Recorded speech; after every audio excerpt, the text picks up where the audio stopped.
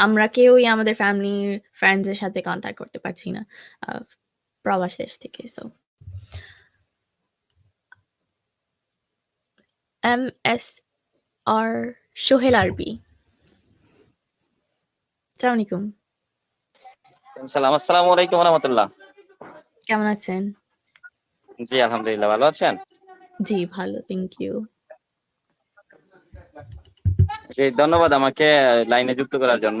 আমি অনেকক্ষণ যাবত অপেক্ষায় ছিলাম যদিও। জি বলেন।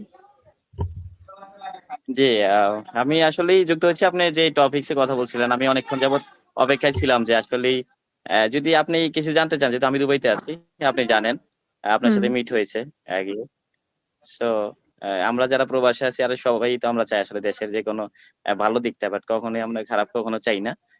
যেহেতু আপনিও অবশ্যই। প্রবাসে থাকেন। সো আমরা